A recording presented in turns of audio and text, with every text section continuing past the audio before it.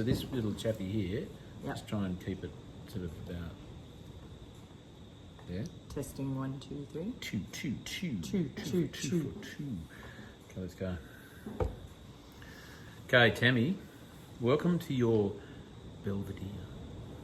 Is that right? Is that what you call it? Shouldn't I welcome you to my Belvedere? No, this is the thing I do. I welcome my guests to pretty much their own house or their. Sometimes when I introduce them, when I interview them at Hanamino, my house, I have to welcome them then. That's a proper welcome. But I just like to welcome them to their own little part of the world. Yes, and I'd like to acknowledge that our own little part of the world is on the unceded lands of the Dja Dja Wurrung, and pay my respects to their elders past, present and emerging. So welcome. Well, I am honoured to be here, Tammi. You've been on my list for some time, and then it occurred to me this morning, because I think I sent a text. You did.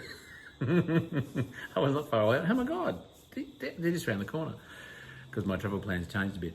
And it was five or 6 years ago since I've been here. Lots happened. We've been for a wonderful little tour of pigs, the veggie garden, the greenhouse, the little the farm. What do you call the bone boys? room? The bone room. My God, villa. Yeah. We've just done. It's a lot of stuff that's happened, and pretty much all at the hands of your wonderful partner, Stuart. He's an amazing builder. He's He a is. genius. He is. We won't be talking to him today. Maybe I'll talk to him some other time. He's usually off comms. But you can see the people on the video machine, on the YouTube thing behind us. So this is called the Belvedere, and Stuart built it. And that's because I said to him, build me a shed made entirely of windows. And he said, oh, sure, I'll build you a gazebo. And I'm like, I don't want a gazebo. So I looked in my friend the thesaurus, and I found that a Belvedere is a structure architecturally designed to capture beautiful views. Belvedere. Ah, nice one. That's Beautiful why it's the Belvedere. view. Yeah, we won't be calling it the gazebo, will we? Nope. Not in this part of the world. No, we're near Dalesford, aren't we? So they don't have gazebos. No, around no here. gazebos here. No, how rude. So, Tammi, welcome to the show. As the Galahs serenaders, can you? This show is about the regenerative journeys of my interviewees, of which I know some of yours, but I want to share that with our listeners. Before we started day one of your regenerative journey, which starts before epiphanies and tension events and turning points, pretty much the day you're born. We can go back that far if you want. I want you to just describe, explain, set the scene for our listeners of where we are, what we're looking at, and why that might be important to you. Right here. Right here, right now. Yeah. So we are sitting... As Fatboy Slim said so eloquently years ago. Right here, right now. We are sitting in my very beautiful Belvedere, as you and I just discussed, which Stuart built so that we could be enclosed from the elements on this beautiful property while still taking in all of its beauty. And those birds aren't going anywhere. No, I'm just thinking it's really windy out there, and It is quite windy. totally, We're very protected. Yeah, even unreal. with the big open door at the front, the prevailing wind comes out of the southwest, and so this is oriented away from that for that reason. I don't need to put tea cozies on these things. Shouldn't need to. Yeah, that's No. great. Thank you. And- Thank you for sparing me the need to do that. And you're looking down across the western garden beds, which are for a mixture of just growing our own food and for growing a commercial crop of garlic, a very small commercial crop, which came from us having a butcher shop on the farm and then having excess bones and trying to figure out what to do with extra bones. So we decided to start making bone char. So Stuart built a retort. And after building the retort to pyrolyze the bones, to make the bone char, that led us down the path of finding out more about biofertilizers. And so with waste, whey, molasses, and the cow manure from our cattle, we then add the bone char to activate it, and then that all goes out onto these beautiful beds to grow the garlic, and then we extract a nutrient and feed it to people somewhere else. And then the garlic led us on the next part of the journey, which is I really like to ferment chili and garlic, but it's very hard to grow chilies in this climate in the Central Highlands. It's very frosty, our growing season's super short. So I kept asking for a greenhouse. And then we were inspired by an article I read about the old fruit walls of Europe, where they used to have the walls to the north to keep the fruit trees warm enough through winter. And then they glassed them in eventually, and they worked out, that kept them even warmer. And then humans, being the geniuses that they are, they took the wall away and left them all glass and then started heating them with fossil fuels. Cool. So we kind of destroyed that concept a couple hundred years ago. But let's make it more challenging and more and let's have wasteful. to heat something. Yeah, that's it. right. Yeah. So we were really inspired by those fruit walls and the glass over them. And then we were in Beijing and we saw in -30, they have concrete and then polytunnel. And they actually, just before sundown, while it's still warm, they roll thermal blankets over those polytunnels and they'll hold that heat over a freezing cold winter night. And they grow food all year up in these polytunnels. So we thought, well, keeping that thermal mass to the south here and extending our growing season through the whole year means we could keep chilies alive, if not fruiting. And then I can get a bigger Charlie harvest. Chili harvest. You can try. I don't think so. So now that's for growing my chilies, so I can start fermenting the chilies from growing here rather than from all my friends' greenhouses. Well, that's just all about self-sufficiency and resource recycling, reuse, repurpose. Absolutely, which is fundamental to what we do at Jonai. Everything here is about using materials that other people think are now waste and repurposing them to continue their lives, either as the same thing or something else. And all of where we are at the moment, of course, is in the context of these 69 acres. And we've got the very steep volcano to our right. Mount. Eastern Hill. We are so gonna, I don't know, maybe we can have why does that go red then? Competition. Name that wonderful name hill. that hill. Yeah. I should find out its name from its original owners. That would be more appropriate, wouldn't it? And it would have a name, I imagine, would it? I think so, but it may not be known anymore because it's not as distinctive as something like Mount Franklin. So, yes, it doesn't have the beautiful trees on it. It's volcanic, yeah? It is volcanic, yeah. There's even a lava tube up there, actually. Really? Yeah. That's cool. You're living on a volcano. Yeah, so I think also what you're doing, sitting here looking at all of this, we came wanting to grow more for ourselves as well as to be farmers who sold food to other people. And in the early years of establishing a commercial enterprise, we started out growing a lot of food and then we grew less of our own except for the meat while we were in the big startup phase. And our gardens were really hard to keep on top of. And then in the last 3 years, as we've bedded down our systems, we've been able to return wholeheartedly to the enterprise of living more like peasants who actually are.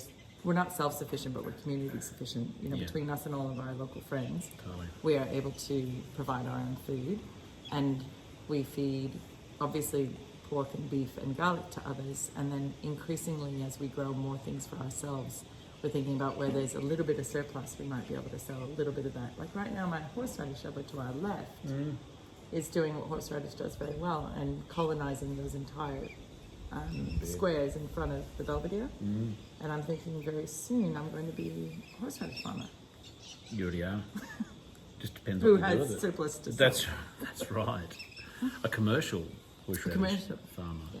How tall are that corn out there? That's is that 8-9 foot high? It is. So that's actually an old maize variety. That's a Mexican one for masa, for making tortillas. Cool. So did you get some from a friend here in Australia? So are we allowed to do? last year I grew a polenta variety, and this year I'm growing this masa variety. And each year I'm going to alternate to try to get up to 2 years' supply of my own polenta and my own masa. That's unreal. And tell us about the cereal out there, cereal crop. Yeah, that was my first attempt at growing a grain. So we grew a heritage white wheat that I got from Jason at Toorong Farm down in the Mornington Peninsula. And I was so encouraged. I got 8.5 kilos of wheat. How many kilos of wheat did you sow? Less than a kilo, about 750 grams. Yeah, cool. Yeah. That's unreal. It's fiddly to thresh and winnow, but it's not hard. And I'm pretty excited about doing 6 rows this year. And we're going to do a red wheat, a white wheat, and a triticale. Unreal. And then you're going to make some flour from that? Yeah, so I have a mill. I've been milling my own flour already, and we make all our own bread. What's the brand of mill you use, just out of curio? Is it the one that it's, sounds like a rude word? Yeah, the one, that Swedish one that everyone has. Starts with F. Yes, I think Yeah, so. I got one then. Yeah. Because only the one. The other one. It's ours is the family one. Yeah. I've got the bachelor one. So, Tammi, let's proceed to not pull apart, that's probably the wrong word, dig into, that wind's picking up too, rain's on the way. Dig into your regenerative journey, because there's a lot to it, and you've just given us a hint of where you are at this point in time, geographically, but also your philosophy. I want to take it back when maybe there was a time when that wasn't your philosophy, or you were, it was embryotic, as it were. How far back do you want to go? Well, that would be, I was raised by the most delightful conservative rednecks you could ever meet. I adore them. I'm so grateful Is for that the upbringing. conservative redneck? Can you say that? Is that something you put to, like, conservative redneck, or conservative in the redneck context of redneck? I mean, they're conservatives. Yes. And they're rednecks. Yeah, right. What state was that? Oh, totally. Mum's from Oregon and my dad's from Alabama. Yeah, right. And I was raised in Oregon and California. Yep. And my dad was in the Marines, and then he was a cop in LA and San Diego, and then they started their own business in manufacturing and selling outdoor electrical signs. So I'm a sign maker's daughter. Good for you. And In California. They did that in California, yeah. Cool. And then I was born in San Diego, and then I was in primary school in LA, and then high school in Oregon, in a very conservative logging town. Wow. And so I grew up not questioning the politics I was surrounded by, and thinking, nobody in my family is explicitly racist or anything awful, but they're in a very white bread town, and fiscally and socially conservative. Yeah.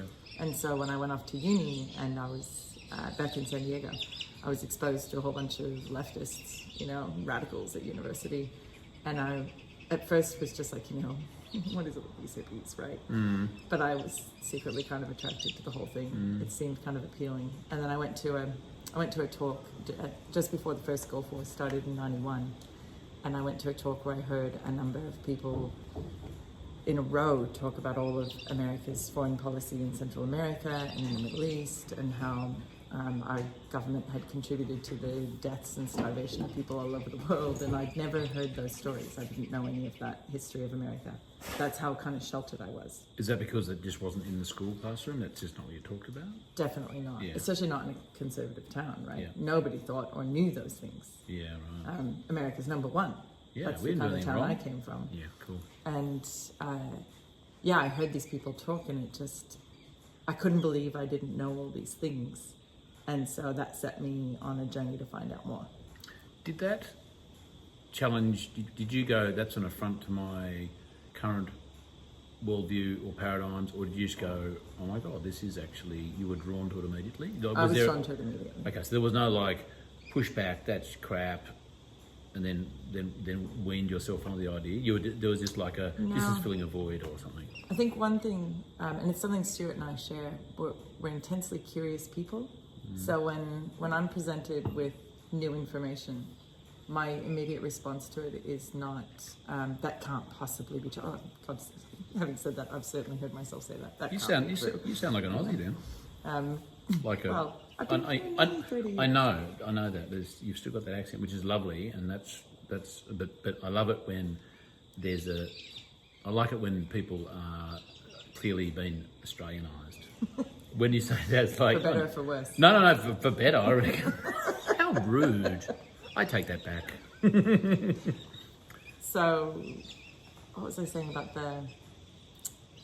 Oh, yeah, that can't be right. being curious though. So Yeah, I think cool. It's one of the things I credit my parents with as well. Like, they really encouraged us to have questioning minds and to try to make the world better than you found it, even if their way of doing that turned out to be different to mine. And I think, so finding out, there's a whole bunch of things I didn't know, it just set me on the path of, well, then I need to find out more, including whether these things are true, Yeah. And that, of course, then you start hanging out with hippies, and the next thing you know, you're eating whole food. Mm. And so my journey into the food space literally comes from the political awakening. Yeah. And I instigated a fast in solidarity with the people of Kuwait. And it's interesting, I don't know why that was my go-to protest idea, because I was raised on entirely industrial food. It wasn't like our family wasn't centered around food. We had very kind of erratic eating habits. And yet I immediately thought, these people are having their access to food cut off. That's not fair. Let's fast in solidarity with them to show how wrong that is. And what year is that? It's in 91. 91. Okay, cool. Yeah. Yep.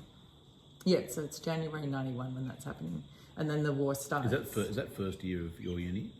No, it's the third year of my uni. Okay, so it wasn't so you got to uni and like within minutes you were fasting. No. It wasn't that quick. No, the awakening was slow, I guess, because I was being exposed to these friends who'd gone to really good schools in all over the country, and they were already feeding me kind of small bits of information about the way the rest of the world was. But it was slow. I was probably still a little bit resistant to their little interventions in my life, but it was hearing a bunch of experts detail America's war crimes that made me go, okay, I need to go find out more. And the war started that year, you were saying? Yeah, it started in January. It went for about 2.5 months. Yeah. So we organised a sleep-in, and we slept on the library steps at my university for that whole 2.5 months. And we would have Thursday night vigils. It's cold, wasn't it? January? I mean, it's San Diego. When it's cold, you have to put a jumper on with your shorts. It's not too bad. You're not like in, I don't know, Chicago or something. No, I had to put socks on with my Birkenstocks. Get out of here. Socks and sandies, cool. It's a true story. But that's very hippie though. Oh. I was a total hippie. I was so into tie-dye and I was a total hippie. And that's all. Nothing else. That obviously hasn't changed. I'm not used to you not having a hat on. I know, well, I wear it for butchery, and I wear it when I'm off. No, but you wear a hat often, don't you? I do, but since COVID, I never leave here. Well, maybe that's more photos of Sunny. You've got the hat on. That's great. You have to wear a hat. It's yours. Yeah, the little army hat. Little army hat. Yeah. Mm-hmm. Is that not COVID safe? Crim safe? No, what are they called? Prime safe. Prime safe. Yes, Crim safe isn't wrong. Yes, it is. We are required to wear head coverings, even if you're bald. You have to wear head coverings. Is that right? In case any little not a beard covering. Not a beard. Oh no, beards are fine. Are you serious? Man, I shed like a dog. Mm-hmm. And that's a lot. But I wouldn't have to. It could end up in salami. But if I'm bald, I've got to wear something that there is no hair on. Yes. Those are the rules. That's sensible. I want to get back to that one. So that whole thing, university, curious, on a particular journey, on a path, as it were.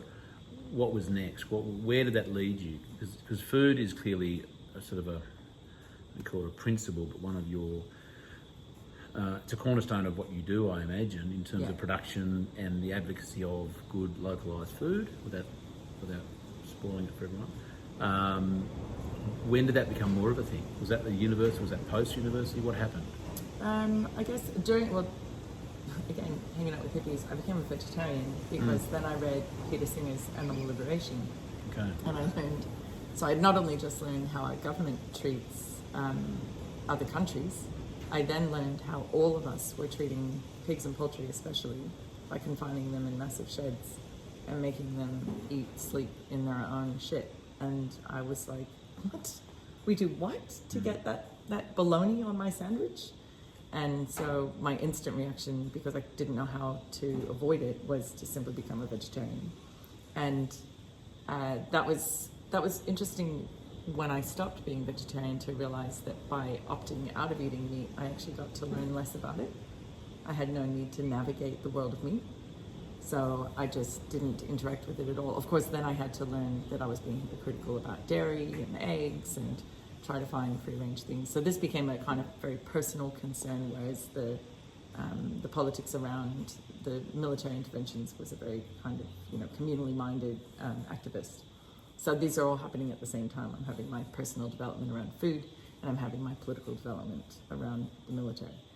And then I cracked the shits by the end of third year. With the war ended, but did it. And then I couldn't stand what I saw as the hypocrisy of the academy. Everybody who didn't want us marching through their classrooms because they're here to be the doctors of tomorrow. They're going to save us all tomorrow. And I thought, you bastards, what about today? There's like, this is actually real and happening now. Why aren't you doing anything? So I tried to quit entirely, but the university... Quit the course? Yeah, I tried to drop out entirely, but a counsellor convinced me to just withdraw until I wanted to come back. Yeah, defer. Yeah. Which is very wise. I mean, I was like 20, right? So I wasn't as wise as that guy. Yeah, cool. Yeah. So I withdrew and I went on a one-way ticket to London, which is where I met Stuart. And like by the third or fourth day, I met him in a hostel. And he was, in this hostel, he was cooking. I could see him through the kitchen. I was actually watching American football with some other travellers I'd met. And I saw this big flop-topped kind of giant guy in there. He was cooking. And I'm like, whoa, he's cooking in a hostel. That's cool.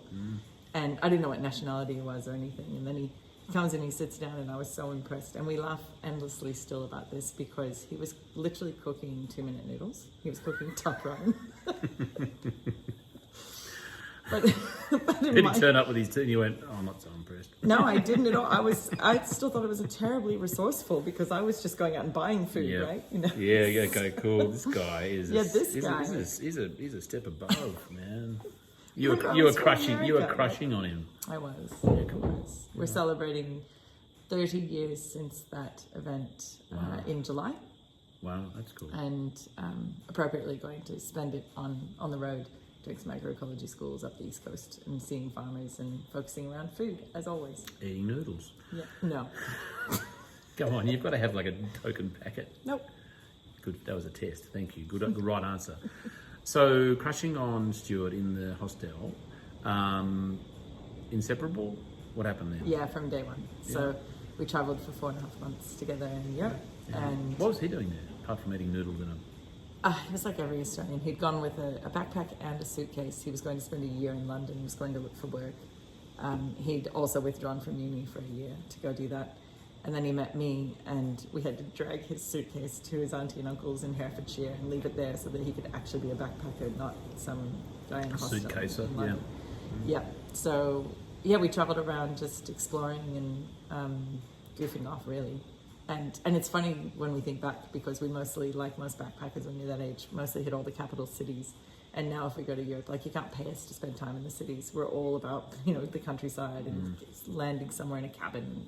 Yeah, so it's that youthful rite of passage where the cities seem where the meaning is, and later you find out that actually there's no meaning to be found there. It's in between. It is. So then he followed me back to America, and I went back to my degree. You didn't ask him to come back. He just followed you. Oh, he totally What are you doing here? Hey, get off this plane. Why are you on the same plane? Kind of like that. Well, we started, actually it's interesting, so when we left London, he said to me, so where are you going to go next?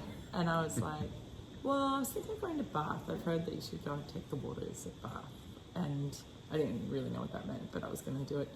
And I said, what are you going to do? And he goes, oh, I might just go along with you. I was like, oh yeah, cool. We were both very cool. And you're like... And we were going to we both had planned to hitchhike through the UK. And so for me, he was security as well. And for him, I was his ride because he was going to pick up a guy who's 6'4". That's right. With a suitcase as well as a backpack especially. No, he's going, you're the ticket out of here, around here. Yeah. That was mutually beneficial. That's good. Yeah. That's what good partnerships are based on. And then what happened? Well, so I identify that too as that trip to Europe on a one-way ticket was me leaving America. Like I was so fed up with the place and its politics and its damage around the world. And then Stuart became my ticket to not have to return. So I went back to finish my degree, but was very much then on the migratory pattern to Australia. Like I was madly in love with him, and I didn't really know I was going to settle in Australia right when he first came back to America, but I think it's what I wanted all along. I wanted to not have a reason to go back and live in the States, and I'd found it in the love of my life. And so I finished the degree and I came back here to live with him first came in 92 and I settled here in 93. Was he a vegetarian? No. I was going to say Sometimes noodle. under duress, but he didn't really want to be. A lot of guys do that. He did get to a point, I have to say, because I was a vegetarian off and on for a decade, and he wouldn't eat meat in our house. And then there's that weird thing, though, you eat when you're out, you have less control over what it is. And as we both got more knowledgeable, he ate less and less. Yeah, right. And then we might get to that point where you stop being the on and off vegetarian and you changed your mind on things. Yeah, well, when I came back to eating meat, it was because I'd had 2 very successful vegetarian pregnancies where I was on borderline anemic. And then the third one, by the 3rd month with Atticus, I was so anemic that nothing would fix it that wasn't meat. And I was actually on my way to work one day in the 3rd month, and I just thought, I was at work, and I thought, a hamburger would fix this? I think I just had this image of really bloody red meat. And I thought that's what my body just craved. And I literally went down to the little independent burger shop in Smith Street and ordered a burger, and I think the guy thought I was a lunatic the way I was ordering very tentatively, very, do you have burgers? Do they have meat? And he's like, do you want sauce? And I'm like, no. Do you have hot English mustard? And I had a burger and I never looked back. So I went back to And eating. it was yummy. It was delicious, and I felt better immediately. So I would have red meat once or twice a week throughout that pregnancy. Yeah. And then I went back to a little bit of fish as well. It was another couple of years before I had any pork or poultry until I could find some from a farm with a name and a story and actual animals outside. So it wasn't just the fact of eating meat, it was also where it was from, how it was produced, more than just I need animal protein in my body. Yeah. Even though I was going back to getting the iron in particular is what it needed, the bioavailable iron. Even though it was about that, it had to be from animals I was comfortable eating. And I knew that cattle and sheep are, by and large, well raised in this country. And there was less feedlotting than there is now. And so I was prepared to eat it with less information. And I wasn't prepared to eat pork and poultry until I had more information. So you were in the city then? Yeah, we were in Melbourne. In Melbourne, yeah. And your vocation at the time? Well, that particular time I was actually a receptionist. While I was pregnant with Atticus, I'd gone back to work for 4 days a week for us to get some more money in the bank before we had baby number 3 and went back to a sole income family. I'd been a high school teacher before Oscar was born, the eldest. And then my career was very much being a stay-at-home mom. I was completely devoted to that career as soon as Oscar was born. And then I was studying part-time and mothering full-time. And I just did that stint of reception, actually the place where Stuart was working. They hired me for 6 months. He was already working there? I worked there up until 3 days before Atticus was born, actually. And at what point did you think, well, maybe I don't want to be doing this in the city, whatever that might have been at the time, being a stay-at-home mum, that imagine that limits you to your experiences outside of, oh man, I've got 3 kids to look after, and Stuart's doing his job. Yeah. What was the impetus to upheave your life and go somewhere? And did you know where you wanted to go? So I think it started kind of slowly. We definitely would go away a lot for camping or weekends in the country with friends or just on our own. We just really loved being out of the city. And over the years, that feeling of dread on the way back into the city, we acknowledged it at some point and went, we don't feel good going home. We feel good going out. We want to reverse that situation. So we started probably in the mid-2000s. We started vaguely looking for properties, but we didn't have any plan. We had very citified jobs and skill sets, or it seemed.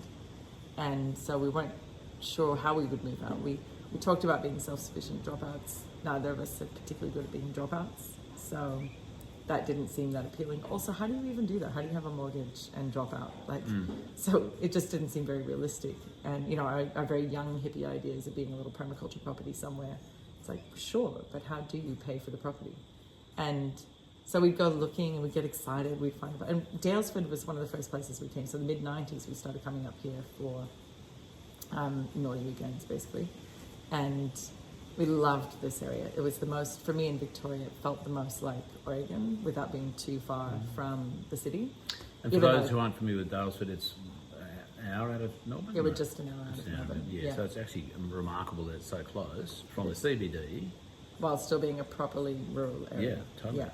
And it's rolling hills. I mean, it's not the kind of height of the mountains that I grew up with, and obviously the trees are all wrong. But all wrong. I mean, no, the trees they're right. beautiful, but they're just a very strange colour of green compared with what I grew up with. So yeah, we'd been coming up here, and we thought we probably wanted to move up here. We said the first time we came here in '96, we wrote it in the Convent Gallery's guest book that we would be back to live. But it took us, 15 years from when we said that till it actually happened. And then we were visiting, we were staying at Crookwell, in New South Wales. It's only an hour from Burrawa. Yeah, so not actually Crookwell, the... Lagan, Taralga. No, tiny little hamlet that our cousin had a property at. Gunning, about Dalton, Rugby, Rye Park, Cutler's Flat, Bigger. I can't remember. They always refer to it as Crookwell, even though the hamlet's got a different name. I think. Yeah, we went up there for New Year's, and it was before that trip. It was the trip before that. So we went up there for a visit, and we just had the loveliest time helping them in the garden, taking long walks on the hills, and we said then, no, we have to get serious about this property search because neither of us wants to go back to the city. What are we going to do? So then we started looking seriously, but we still didn't have a plan. And then it's the next year when we've looked at heaps of properties that we heard Joel Salatin speak in Daylesford. And that was all, and where you're looking at properties was still Victoria, still Melbourne, out of Melbourne. Then it was entirely up here, actually. And then it was after we heard Joel speak one of his You Can Farm seminars. And by the end of that, I was hitting Stuart on the side of the lane and going, we're going to be farmers. That's how we're going to move to the country. Why didn't we think of this? And he's like, because apparently you can't make any money farming. I'm like, but Joel just said you can. You just said you can farm. So we're going to farm pigs because they're all farmed wrong. And there need to be more free-range pigs. So we're going to go help with that. He's like, okay. Did he have any farming experience? No, he's city-born and bred. Yeah. As you've seen, he's a very industrious very person. He was always a frustrated farmer in the city, I reckon. So just on that one, before we actually land on here, the farm, I'm interested to just quickly dig into were you wanting to get away from the city because it was like, I'm using the word pain, not necessarily pain, but was it something you were trying to get away from or something you were trying to get to? Like, what was the bigger driver? Just to go, city, no, anywhere else is better, or That's city, a great okay, question. but country is like, or Daylesford is like, that's the draw, and it just happens I've got to leave the city to get there. I reckon it was probably, I wanted to go to the country because I'm from the country, and I wanted my horizons back. And I think Stuart wanted to get out of the city. He hated his office job, and he really wanted to be able to do projects all the time and be outside all the time. So for him, it was also a two, but there was definitely a stronger element of wanting to get away from his urban past and present. And for me, it was like, I understand horizons and pickup trucks. Let's go. That's what I want to do. I want to not have to put on the right clothes to go down to the shops. I want to have a bigger garden. I want to, all of those things. I want my children to be raised where they can run free, pack a lunch and disappear up the hill for the day. Breathe their biome. Yeah. So tell me, when did you find here? Like, what was it? Was it split off from another farm? Was it as it is? Like, what was the? No, this was the size of it. We were looking up here, but we decided Stuart's parents really pressed us to make sure we were choosing the right region, even though for like 15 years we thought we wanted to live here. So just due diligence, we went and looked at South Gippsland, and we looked in the Otways, and we actually went down to Tassie and did a bit of an excursion as well. And we adore Tassie. Like, actually, I think we both would have happily chosen something there. But the one extra flight from the US, and also I was doing a lot of travel for the work that I was doing, so the extra flight and also the smaller market, we weren't sure with all of this thing we were starting whether that was going to be a problem. That was how long ago? Like 11 years ago. When we were doing this. A lot's happened in Tassie in 11 years, hasn't it? A lot has. And we could have been part of that revolution there, and it would have been fine, but I still am happy we didn't go the extra distance from what for me is a trip back to the States to see the family. So we settled pretty quickly on this region after doing that bit of due diligence. And we actually looked at the place across the road, which is 60 acres. And we had our hearts set on it, and we were lowballing it. And it was all because of the beauty of the northerly views from the house that was put there from Brunswick. And other than that, the place, all 60 acres are in one paddock with bad boundary fences, one leaky dam, and basically no topsoil. It's quite open there, isn't it? It's very open and windswept. And our road is a seasonal creek. Oh, yeah. And so all of these beautiful volcanic soils, they hit that gully and they just go down. They don't go over there. Yeah. There's just nothing on that escarpment sort of there. Yeah. And we came and looked at this house, which has a southerly aspect, and the elderly woman who was living here always had the curtains all closed, and there were cypresses everywhere. And so the place felt very dark and enclosed and wrong aspect. Meanwhile, it had multiple paddocks with really good fencing. It had 5 dams. It had this giant shed. It was actually what we needed. But mind you, the hill presents its own challenges, the volcano, because it's so steep. But we just couldn't quite see it until the third visit. We came back on, and also she dropped the price between the second and third visit, so there's that. That sometimes helps. By a lot, because she moved from having okay. Dalesford estate agents to having hers from her last farm up at Kyabram, and they just put a totally different price on it. Yeah. And so we came back that third time, and I think it was a sunnier day too, and we finally saw what we were looking for, and here it was, and it was just actually perfect. You had your imagination hats on that day. And we'd stopped wearing our urban requirement just for a view from the kitchen window. I still had that. That was still a requirement. But I was understanding the importance of water security and a bit more infrastructure on the farm. And good soils. Yeah. And so, signed, sealed, delivered, turn up. What next? Via the US, we spent 4.5 months. We packed all our stuff in the container that's now our bedroom, left it here for 4.5 months, and drove from DC to Oregon in a 1977 GMC motorhome, and visited a whole bunch of small-scale farms along the way. So you went there first? Yeah, we did. We dropped our stuff here and then went and did our farm tour. So that's quite serious. That's quite a. That was quite. Using your foresight to go, okay, in preparation, because I imagine a lot of people would have gone, my God, this is a new farm, let's just get here and do stuff, as opposed to, whoa, no, let's just do some research first. I can't imagine many people do that. Probably some of them do the research before they buy the property. But they certainly wouldn't have gone to the States and done the... No, and it was great. We met some amazing But I guess you had a farmers connection over there anyway, so that sort of was the impetus. I got to have the time with the family. Yeah, totally. And, I mean, we drove across America in a heat wave in a terrarium on wheels. I don't actually necessarily recommend the way we did that, but we did learn a lot. You got a tan. And we got to, so much when you sleep in a terrarium, you know. Yes. Did you go to Joel's farm? We did. Yeah, we started over there, and I mean that was amazing because it was everything that he'd said it was. You know, it was a good test of the bullshit meter. You know, we got to see the movement of the animals and the diversity of the grasses, and it was great. We were only there like for the day. You know, he didn't know us from a bar soap, but he lets anyone come to the farm, so we went and did that. Did you say, "Hi, we saw you at Dalesford," and 100%? Yeah. And like just tugged at his elbow. Hey, yeah, Joel. and like got a photo and stuff with the kids. That's cool. That's great. And got Atticus the lunatic farmer T-shirt and a future lunatic farmer T-shirt. So, yeah, cool. And we visited some other farms. Actually, just randomly contacted them and said, "Could we come and see what you're doing?" And there was this beautiful farm, Bluebird Farm in North Carolina. Bluebird Farm. Bluebird Farm. Yeah, and they were a whole diet CSA, and they were like in their early 20s. And they were working themselves to death, and we thought, you two, we're never going to do a whole diet CSA. And when you say a whole diet CSA, like they're doing as much of like everything. Sheep, pigs, pastured poultry, for meat and eggs, and a market garden. Yeah, veggies. So all the veggies. They had some fruit. They didn't have dairy. Yeah, right. But like, it was intense. Wheat? Did they have wheat? Were they growing wheat? No, they were not growing wheat.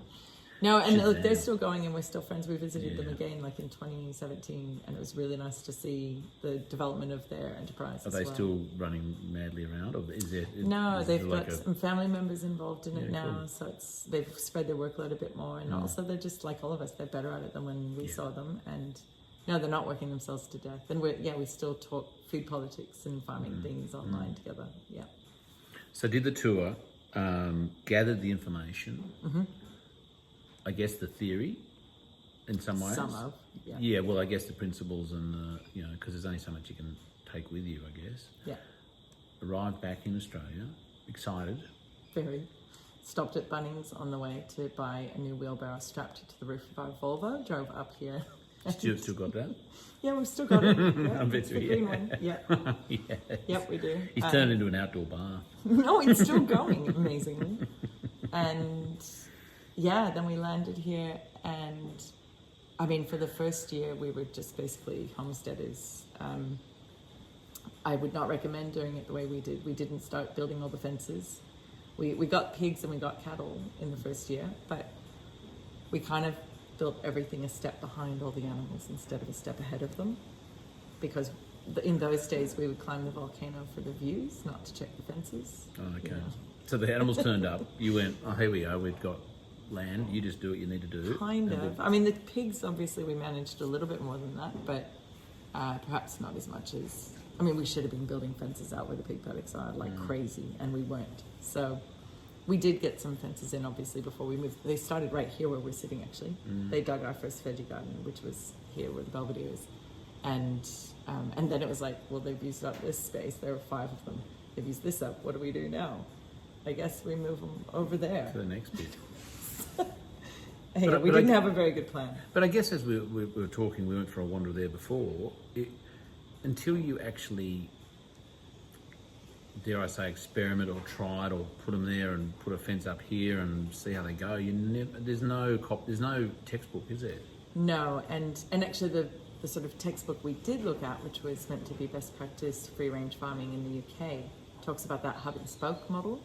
Like the wagon wheel, and that's how we built the original paddocks out there, with a central section, and then you would feed from there to the wagon wheel spokes. And that's terrible. That's very human-centered design and not very land-centered design, because it puts all the impact in the one spot. And being a very wet winter area, that's a disaster for our land. So did you try that? That's how you started. That's how the first paddocks were built, and we very quickly saw that was a bad land management strategy. And so I had tried to convince Stuart to build the fences low enough that we'd be able to step over them easily anywhere, and he was convinced that they would rust out if they were to the ground very quickly. So we didn't build them short enough, and so the next year we folded the top of all of them, went around and folded all the top ring lock down so that you could step over them, because we feed out all along the fences. We don't come in one gate in any paddock, so that we can spread that nutrient around and spread the pig impact around. And the pigs being at sort of nose level, I guess that wire, is it a hot wire? There's a hot wire just on the inside. That's right, netting. That's right. I saw the netting and the hot wires on the inside. Yeah, that's right. Yeah. So it has to be low enough so you can step over the ring lock and the hot wire. So yes, that design was dumb, and we did not replicate it in the next 2 sets of paddocks at all. And now we're actually about to get one more road cut to make a circle instead of having just the fork. So you'll be able to do a complete circuit, and that will divide the last of the bigger paddocks down to smaller as well. It's interesting that wagon wheel design was based in the UK. The UK is not a dry place. I know, but I think so much of this advice comes for what's good for the humans rather than their landscapes. Yeah. It's just making the workload easier for you. Yeah. And also design, at the expense in a way, like, that's a nice, seems like a circle neat and tidy solution. Yeah, but it's not actually good for the land at all. No. So we don't have that anywhere. And now you have to climb over fences to feed everywhere. And the troughs are moved every single day.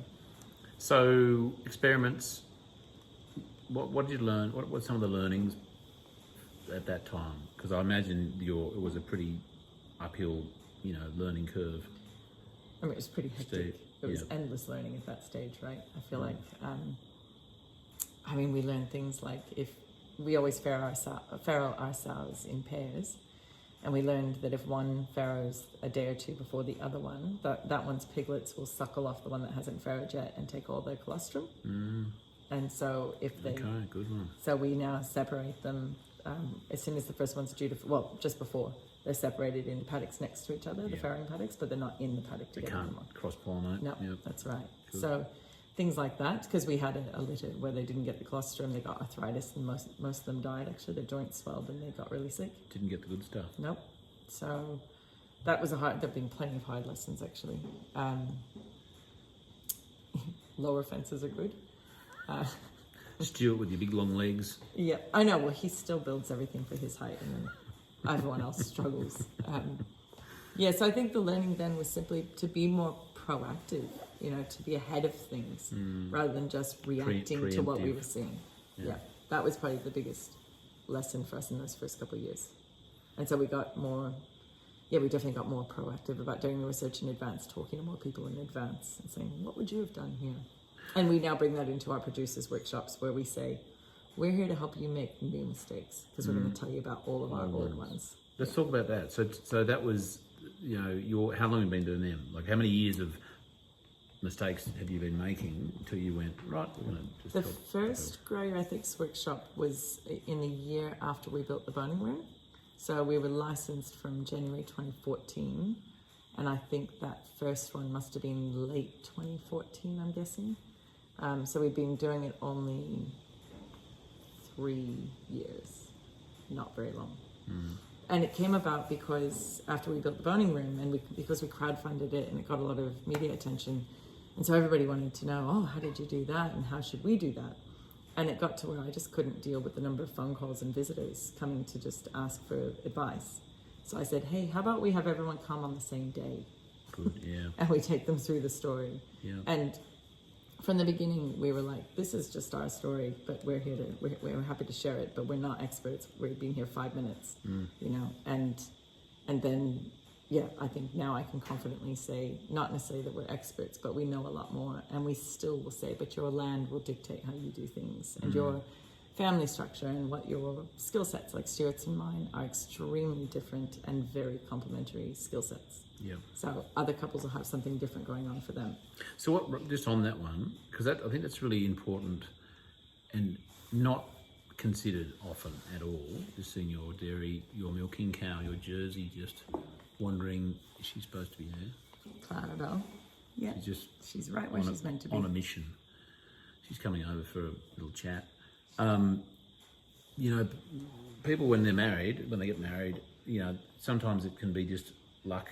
I mean, you guys, you weren't even, when you guys got together and got serious about each other, you weren't thinking about farming then. It just so happens that when you got to be farmers, it was like, hey, you're actually really good at doing outside stuff. So what are your two skill sets? What makes this work so well? I mean, aside from the brains and brawn thing, obviously, I think the main thing is Stuart's skill set is very technical, engineering, building. He's a very technical problem solver, and you've seen that in the buildings around here. He's extraordinary, and he's very proactive about finding solutions. So if he doesn't know how to weld, he watches every YouTube on welding, and now he's a welder.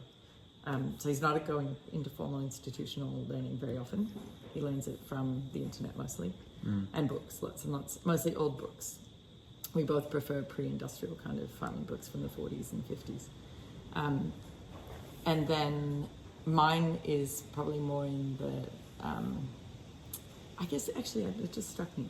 He's like the hard sciences and I'm the life sciences, right? He's the physical sciences. He's the sort of engineering. He is, and I'm the life. Like I'm the gardens, and I'm the one who deals with the animal nutrition and like learns everything about what they need and can see and respond to changes in their well-being. Also, as the butcher, I literally see the results of their diet in the carcasses, and so I get the constant feedback loop from seeing how they are. But yeah, I think and then I'm the one who is the communicator and talks with the public and thinks about how, if we're an agricultural farm, what does that mean to the economics of what we're doing as well as the ecology of what we're doing. So, I think I hadn't thought about that. That's really, I've always known we have a complementary skill set, but me being more on the life side and him being more on the built side. It's probably the simplest way to explain the difference. And they are very complementary, aren't they? And they're also obviously he is his expertise being the hard science. It has to integrate with, and the purpose of that is for the biological, the life science. Completely. You know, so that's the purpose of those constructions. I mean, his structures house all of this beautiful life, right? Totally. You know. Totally. Yeah. And if it wasn't for him doing that, then your life science expression couldn't happen. Right. I literally wouldn't have shelter. Yeah.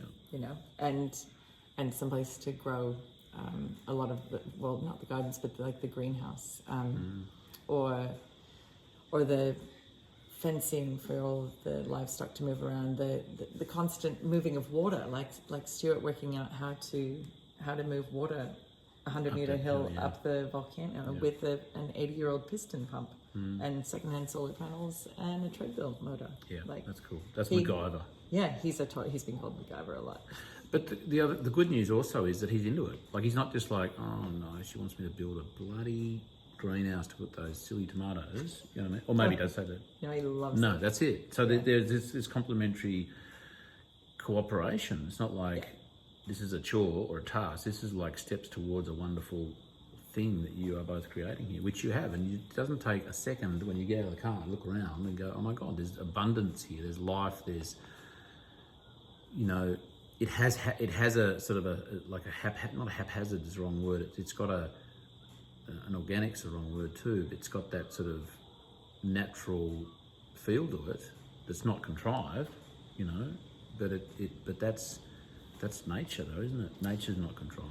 Yeah, it's come from, you know, we've inhabited the space and then let the right things spring up or put them up where they belong. We didn't arrive and come up with a plan and put everything in one place immediately, and then so there's nothing contrived about it. It's like, this is the perfect spot for the Belvedere because it's a commercial facility for us. You know, it's where we run workshops, and it was a nice big space, but it's far enough from the house to have a sense of being separate from our domestic sphere while close enough to be part of this life here. And then you realize that you have this beautiful expanse of gardens, which I can see from my bedroom window, so that makes me very happy. I'm surrounded by gardens on both sides of us. And then, of course, the greenhouse, it's perfect to put it there because with its concrete wall to the south, it provides a shelter also for this western garden bed, and then also for the Belvedere. So now there's less wind load on all of this. And the shiitakes are actually the shiitake logs are going to go around behind where there's no sun behind that shed. Ah, nice one. So we have shiitake logs, but they're kind of living around the rainwater tank at the moment. Have you done permaculture? Is there sort of...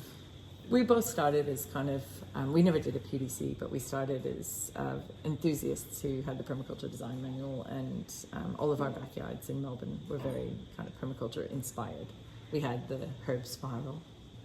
We had the Gotta have a herbs. PVC took tractors. Was it a raised herb spiral? Or was it a flat one? No, it was raised. You were like I went the full thing. Gold medal. Yeah. Good for you. I have moved a lot of rocks in my gardening life.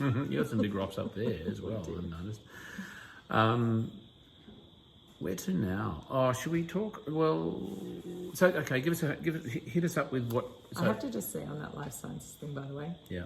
I don't want to sell Stuart short either because actually he is a tree whisperer.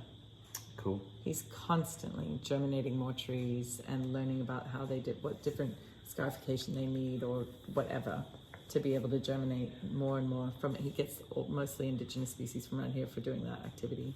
Or not necessarily indigenous, but like local, the oaks that yes. are from local stock.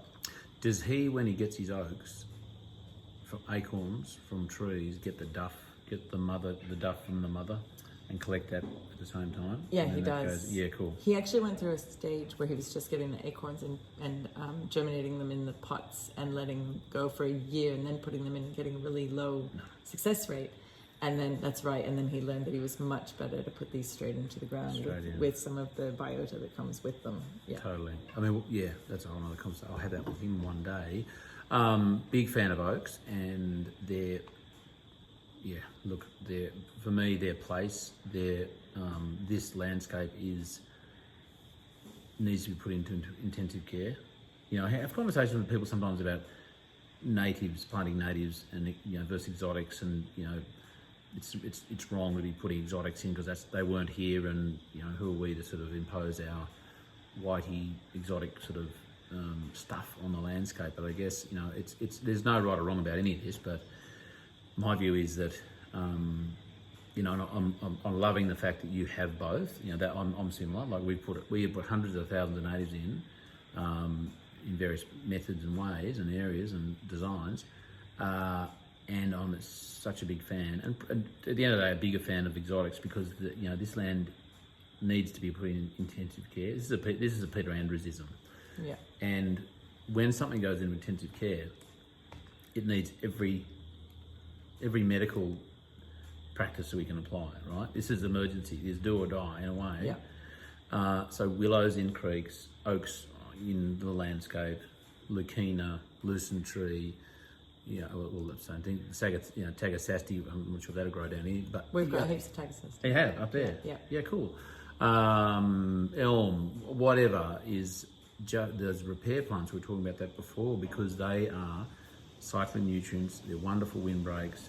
They're not creating and producing phytochemicals and toxins that can, be challenging to the growth of grass and other plants. And if we really took that whole native thing to the nth degree, we better step out of this landscape too. Exactly. With our cows and pigs and sheep.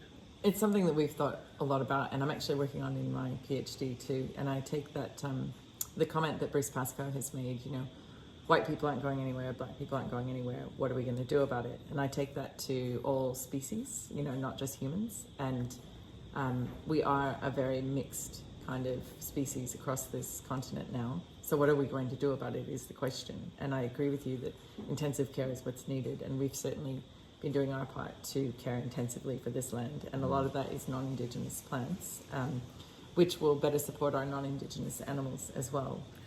Who in the thesis I'm calling the pigs because they're a rare breed. I'm calling them a counter-hegemonic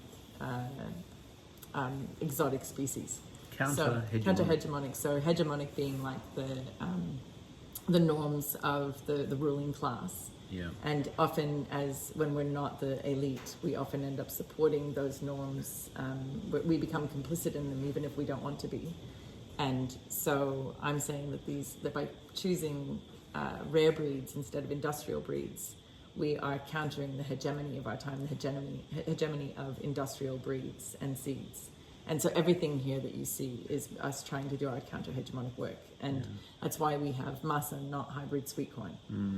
That's why we have all these heritage breeds of plants as well as animals. And that's our part of saying, okay, well, we are exotic and all of these things are exotic, but we're not going to be part of the colonial, industrial, exotic breeds. We're not going to participate in that anymore. We're going to choose biodiversity at the genetic and the species levels to actually restore these, recuperate these landscapes. And at the same time, we're starting to do outreach to original owners to understand better how we can decolonize our practices and this land to make it actually available for sovereign practice here. I don't know what that looks like yet, but that's the beginning of the journey we're on. And that's not Murray Pryor and his family at Yass, Guru Farm there. We know each other online. Yeah, he's initiated, I guess is maybe the right word, an understanding. I'm not sure sort of if it's an agreement, but certainly an understanding, an acknowledgement of the need to share, and even using the word share is kind of weird because it's like,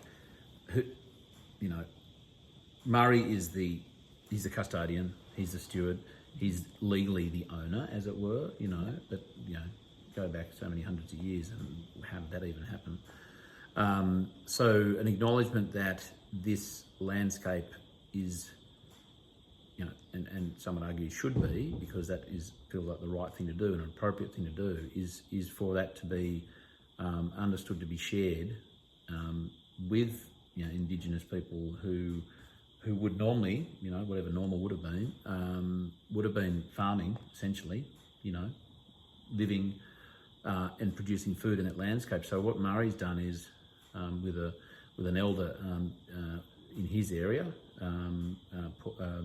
Paul House, an understanding that there will be a part of his land, Murray's farm, that we put aside for Paul and his mob to utilise. I heard that Millpost are doing something similar, where they've opened their property to being able to do like ritual and celebration. Millpost, who's that? Up near you. Am I calling it the wrong Millpost? thing? I don't know. I'm sure it was Millpost. I'll put it in the show notes. We'll Find out take who this that is. offline. Yeah, Penny Cothey can tell us Okay. who it was, because she's the one who told me about it. So I think to that point, this is, and thankfully, becoming more of a thing. And we're thinking at Hanamino, like, how do we not necessarily emulate the same thing, but I mean, it may well be the same thing. I don't know, and I'm really looking forward to meeting Paul, because we are in the same same part of the world, same region there. How can we just be more considerate? How can we share? How can we collaborate? How can we, what are the mutually beneficial, arrangements, understandings that we can establish? Yeah. So that this is becoming more of a normal thing, Yeah, I think it's like there's an awakening at the moment, and I feel like there's the start of a movement, and I don't think any of us know what it looks like yet. But there are attempts. There's an opening of a conversation that wasn't there before. And it's through people like Bruce Pascoe, who and many others, that through what he's written, that's powerful stuff. And just the man that he is, he's just a wonderful. And I love the fact that he, as you said, there are white people and there are black people, and both are going nowhere. So what are we going to do? You know, and there's not the pragmatism. Totally, it's like, what, we can actually make this work. Yeah. What happened in the past is what happened in the past, and there's mending and mending to be done there. But that doesn't mean we just can't think about the future and making that a beautiful and better and a collaborative approach to putting the culture, the indigenous culture back into somebody else I'd agriculture. recommend, if you've probably already read him, but Tyson Yunker Porter's Sand Talk. Haven't read it. Yeah, it is. It's on the list. It's the best thing I've read in years and years and years. Okay. Like, it's really. I think every single page of my copy is marked up. Yeah. And What colour fluoro do you use? I usually use pencil. Pencil. Okay, good. Rub it down. Not always. Sometimes a pen, but it's black if I do. But his writing really helped me think about the ways that, as a young hippie, I started trying to think of ways being more in tune with nature.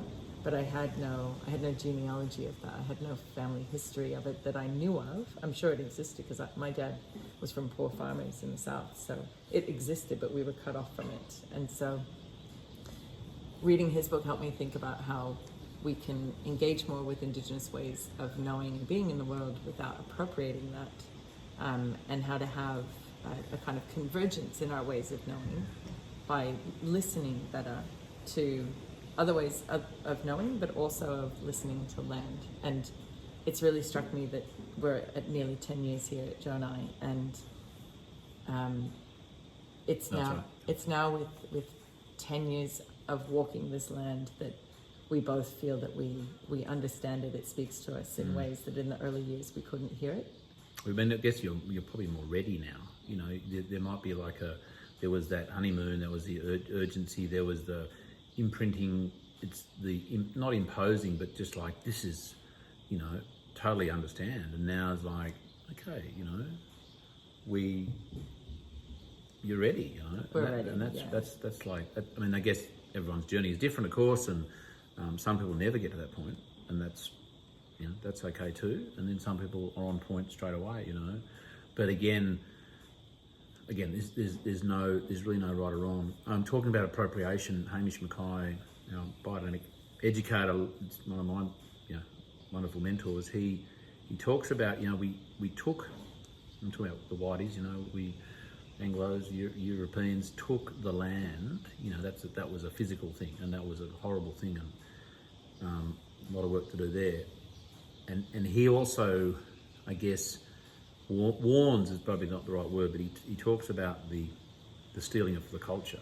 you know, and this is what I don't understand, and I feel a real need to try and understand it and step into this very tentatively.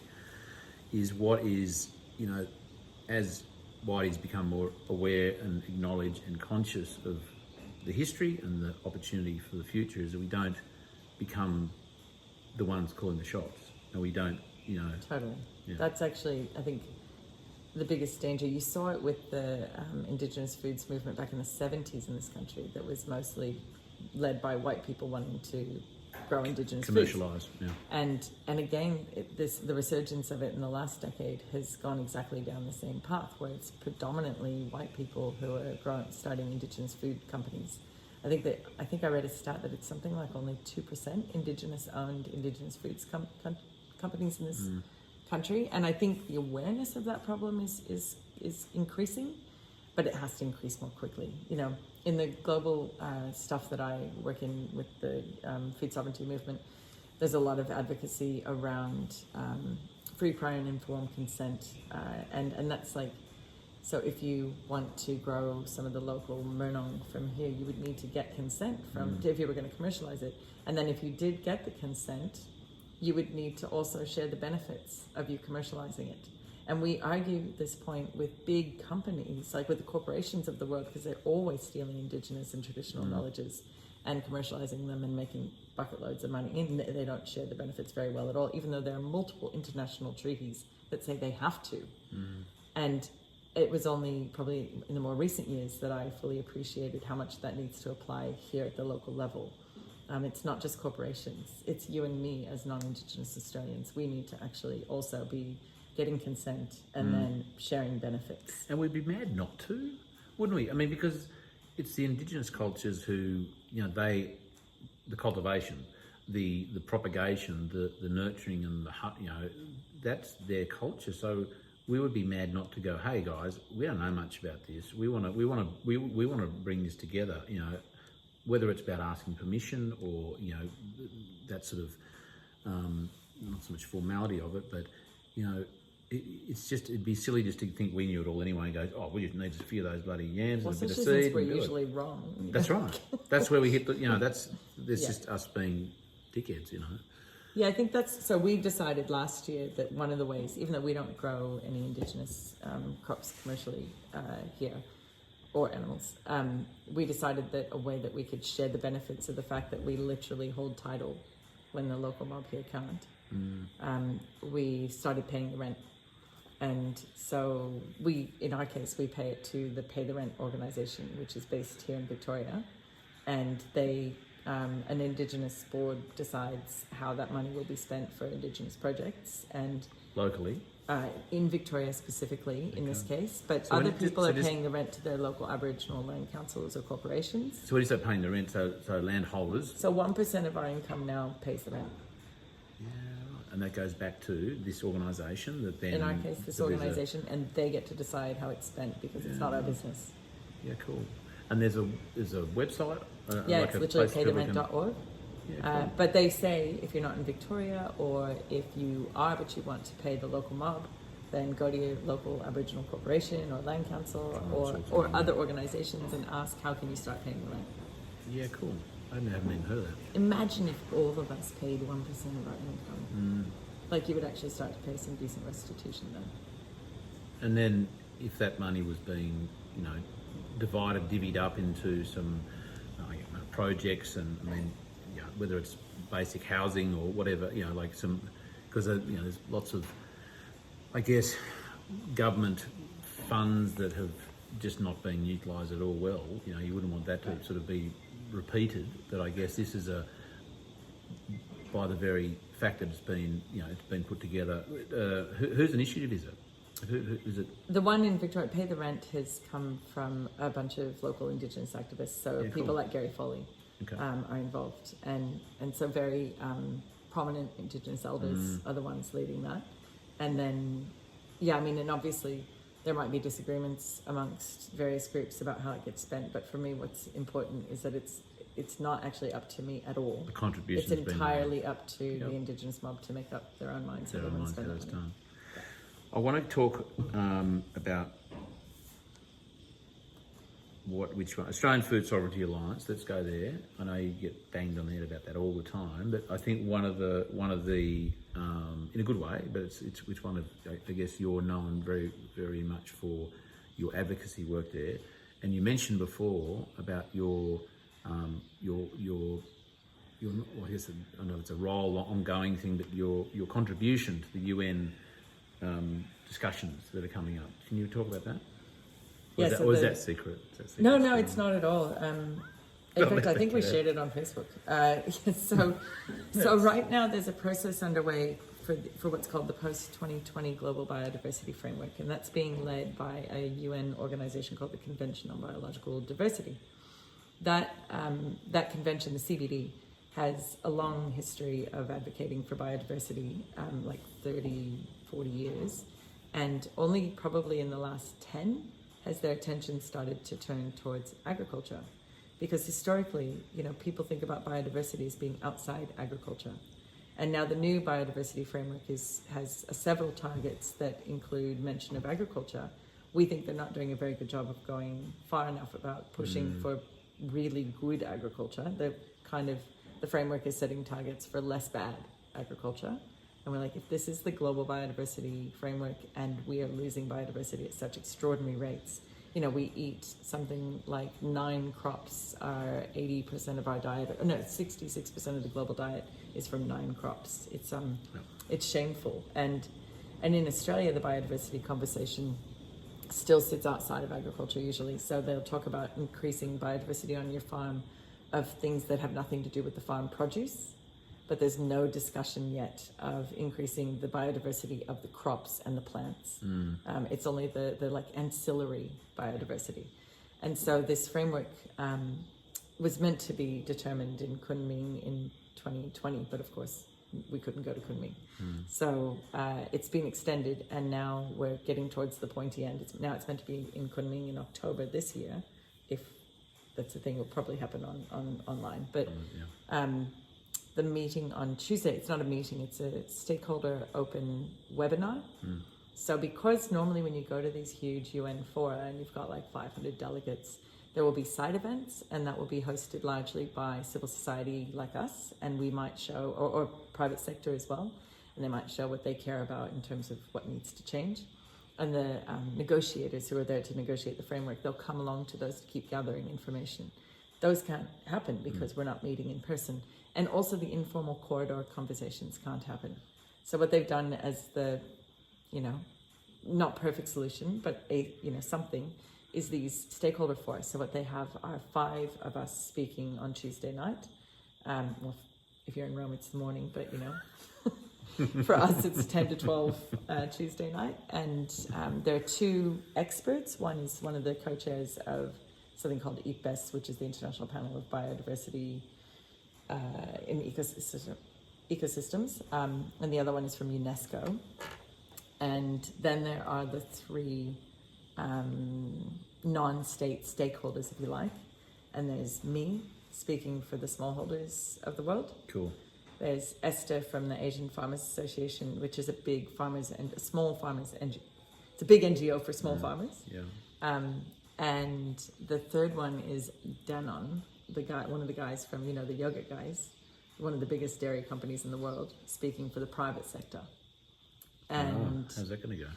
Because that's what they do. They give the private sector the same standing as the people. So corporations get this incredible voice in these spaces. It's awful. And so my role is to speak to the importance of biodiversity in sustainable agricultural and food systems.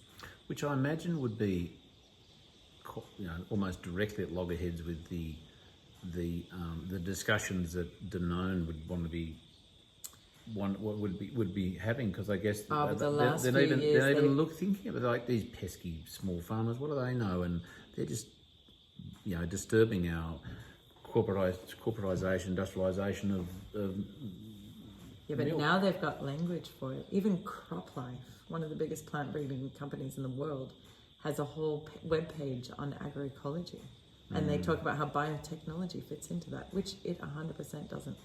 So Danone comes in, and in our preparatory meeting last week, the guy who will be speaking alongside me, who's higher up in Denon, sent his minions, I guess, to gather the information. And one of them she took up most of the talking time of our preparatory meeting to ensure that he would be able to speak directly to the other stakeholders and speak whenever he wanted and answer all the questions that he wanted. And she was very friendly about it, but it was like, come on. She? And yeah, this was somebody speaking for him, yeah. And then she said, anyway. So he didn't even attend it? He didn't even attend, he just sent note takers, 2 of them in fact, for a meeting with 10 people. Danan was 1/5 of the participants. And the other thing she said was, but of course what we want to make clear is that farmers already know that biodiversity is terribly important to them. It's the crux of everything they do. They're very reliant. We need to be very specific about how important biodiversity is. And she just kind of repeated that for about a minute's kind of generalizing. And then the chair looked to me and he said, so, and Tammi, what does the IPC, with the International Planning Committee for Food Sovereignty, which AFS is a member of, what does the IPC, hope to talk about? And I said, I really agree that we should be talking specificity in biodiversity. So I'd like to share some examples from our farm and some of my comrades from Mexico and Guatemala, and how we actually support microbial life through things like biofertilizers and bone char, and how we then have breed diversity in rare breed livestock and indigenous breeds in Guatemala, and how we nutrient cycle on farm, and how we control value chains here so that nutrient also isn't lost and then gets returned to the farm. So I'd like to be very specific about how important biodiversity is to us, and how also for peasants and indigenous peoples, biodiversity is not separate from us. We're part of it. We're part of the ecosystems we inhabit. And it's not important only for commercial concerns. It's important because nature is inherently important. And we're a part of that. And we're here to be custodians of that, from the land to the air and everything in between. So I'd like to talk about that, if that's all right. And they were like, by this point, the Denon lady her nose was nearly hit on her screen. Well, right a reply. Yeah. And also biodiversity is not just the plant and animal and microbial, it's the human element, it's bio-life and the diversity of that, and which essentially is the number of people involved in an activity or in an industry or in agriculture. Because I imagine Danone, dairy, God knows what else, big factories, not many farmers, lots of cows, diversity of, so they're all probably Frisians. I'm just generalising, but in terms of, they're not looking at diversity of breed. No. They want this much protein, this is the milk fat, this goes into a plastic container, and this is the very non-diverse range of products that we actually produce. So, they're not talking, I mean, again, their definition of biodiversity. They're having a different conversation. They are having an absolutely different conversation. And to your point about the human people, diversity, it doesn't include people at all. No. Their systems are all about employing as few people as possible, so it's Let's cheaper. Get some automated. Whereas ours are all about employing more. Agroecology values labour over capital explicitly. We keep 4 people fully employed here on this tiny little farm. Yeah. And agriculture, I mean, half the word is culture. What is culture without the people element in it? Yeah. And also my Indigenous comrades from around the world will talk about the importance of culture and ritual in the maintenance of your care for Mother Nature, and that is completely devoid in industrial systems. They're not going to talk about nature. And they're certainly not going to talk about culture or ritual. So that's Tuesday. This won't go out before then, so we're not going to spoil anything for our Danone, whatever they call it. I don't think they're watching me that closely. Oh, I don't know. Who's that person over there in the trees? Oh, that's Danone. Danone is so on the case. Hang on. What's it saying there? Micro SD card is limited space remaining. Oh, yeah. We've got 15 minutes. Let's not get to and thank you.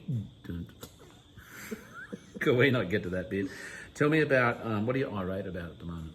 Or maybe you've already, you might just told us. What are you irate about? I reckon I'm mostly irate at government. That's not new. No shit.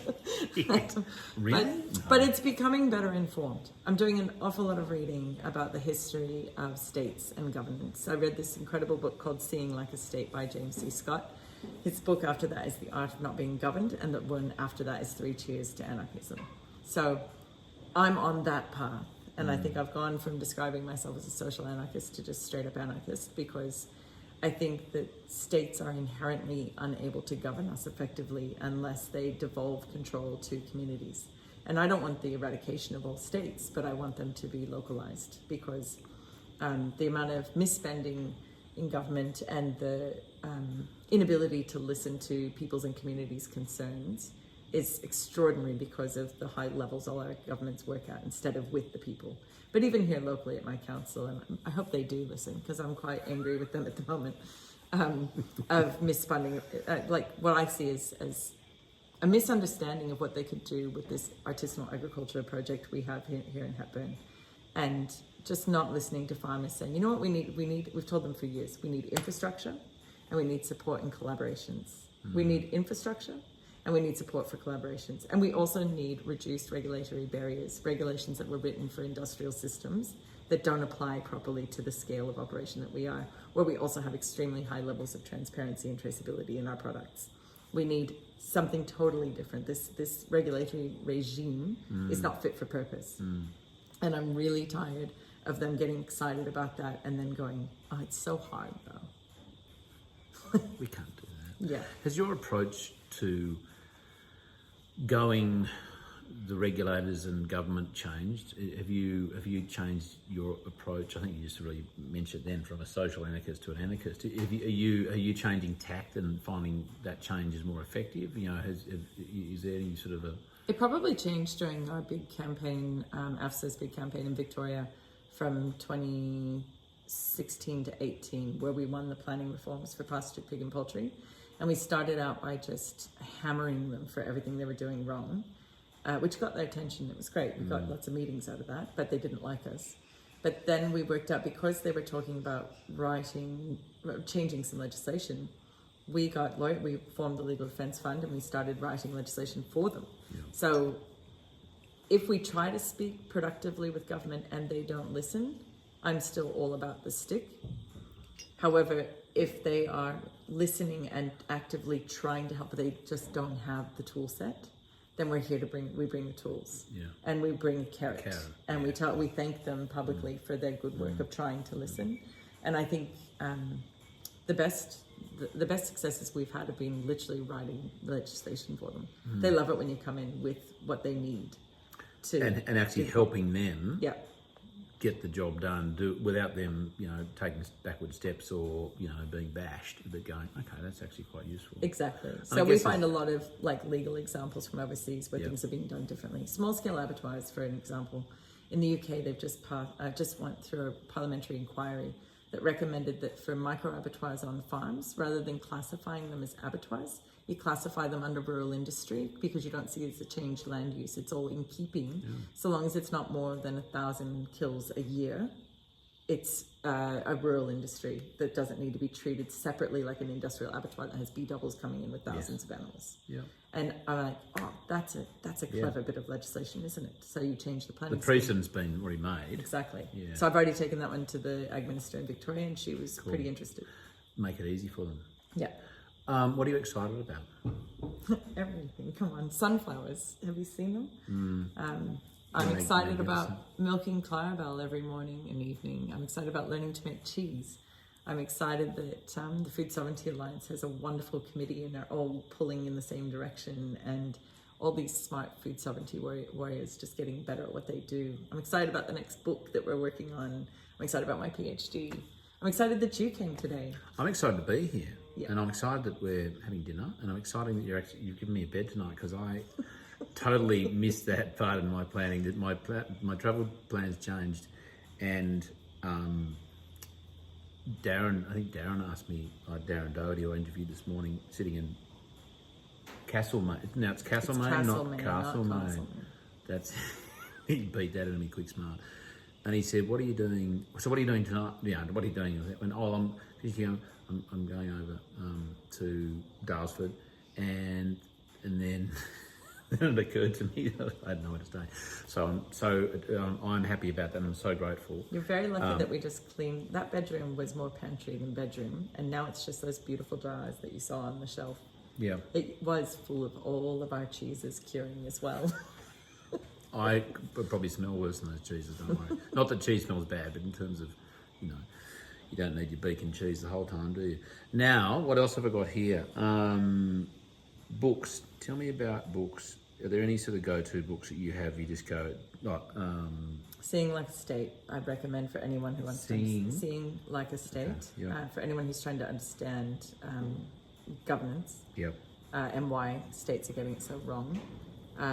Our book that we put out in 2019, Farming Democracy, Radically Transforming the Food System from the Ground Up, which tells the story of 8 farmers doing like we do. And you were so transparent in that one. That's a wonderful thing. Yep. Has all of the finances of the farms, everything, Yep. and the ups and downs, what people like and don't like. Yeah. Yeah, it's a very that was the requirement of the book, and everyone came through with the goods. It's so good. Yeah.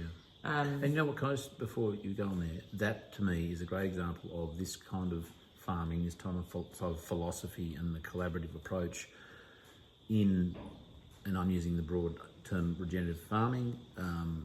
The people involved, I've found, and I've said this before, I'm going to say it again, are that kind of people.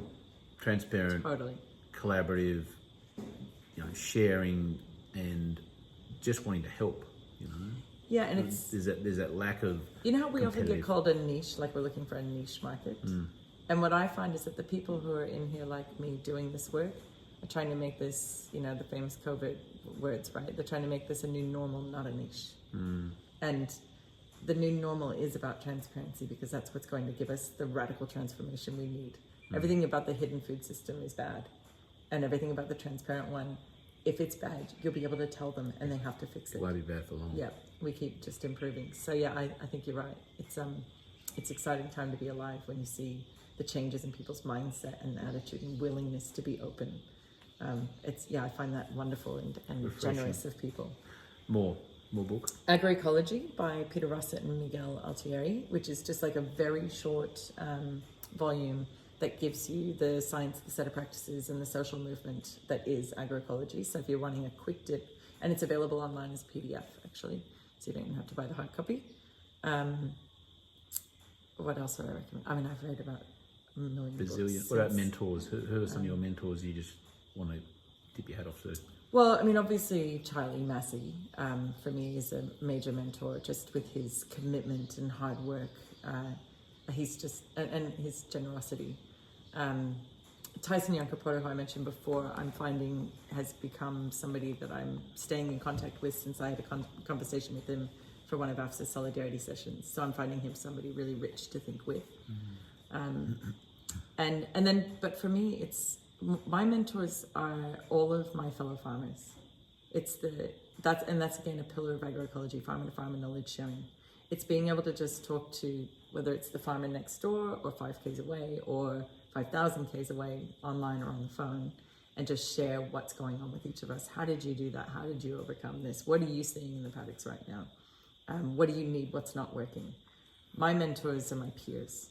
A lot of power in that, and power may be the wrong word, but that just getting back to, I guess, back to the government regulation and the power they wield, or may not, the changing sort of balance of that, is that top-down approach is just not working, is it? It's not. And again, if you read Agroecology by Peter Rossett and Miguel Altieri, they'll talk about that it needs to be a bottom-up approach. Any of the changes that we're trying to see now need to come from all of us. We need to stop this nonsensical reliance on so-called experts who we pay a fortune to, for whether it's for inputs or knowledge.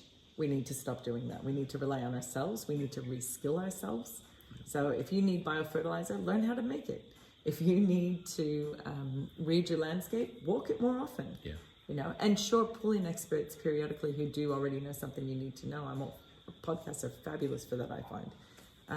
But don't make that your model of learning and being in the world. Not being prescriptive about that. Yeah. I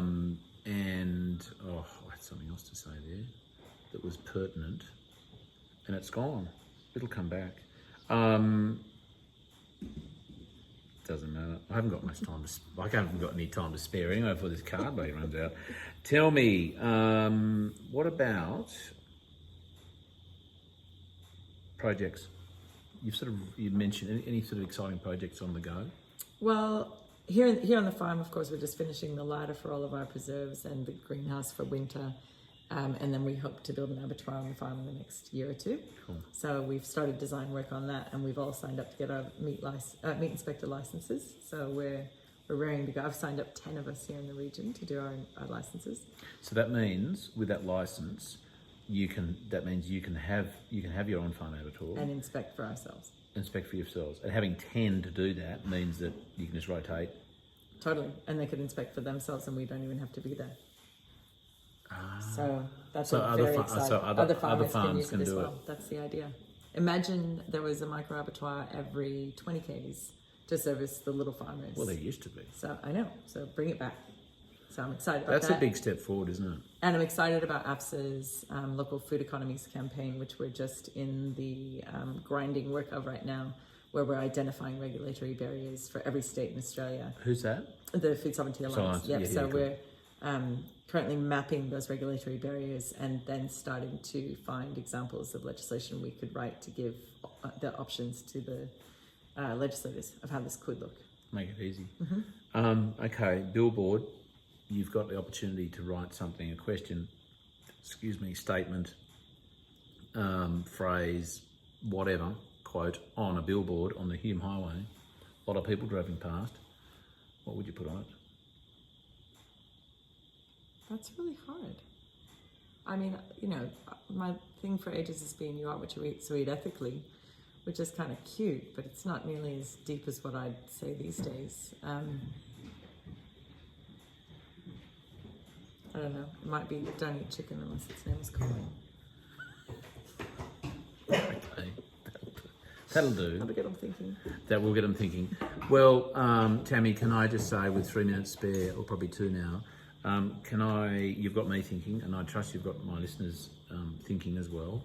And can I just thank you so much for your time today, for the wisdom that you're sharing, and not just what you're sharing with me now and therefore with our listeners, but also, I mean, you don't have to do what you're doing. Like, you could sit on your farm and do your thing and, be a meatsmith and have a business and have a family and doing all those things. So the fact that you are stepping outside of that, literally, and your advocacy work in the space of food, with food systems, and just even this, talk about, making other, the micro abattoir world, opening that up, So I'm, very grateful that you and people like you in the world contributing in such a positive way. So can you thank my parents? Hey? Thank my parents for it. Yeah, wonderful. And can you don't stop doing that, please? Can you keep doing it? I can help myself. Can you rest anyway. every now and again a bit? Are you getting enough rest? Plenty, yes. Thanks so much, Charlie. It's been a pleasure to talk with you today. And your Belvedere. It's Yes. not a gazebo. Don't anyone think it's a gazebo. Definitely not a gazebo. And thank you, Stuart, for building the gazebo. And Tammi, thank you for your time. And Stuart, thank you for giving me the time with Tammi. Thanks. I think you were supposed to be milking a cow, weren't you? I was meant to be milking a cow and finishing preparation for a workshop. And he said he didn't come. He just went, right, no, I'm up, I'm doing it. You did. Thank you, Stuart. Thank you, Tammi. Thank you. Woohoo.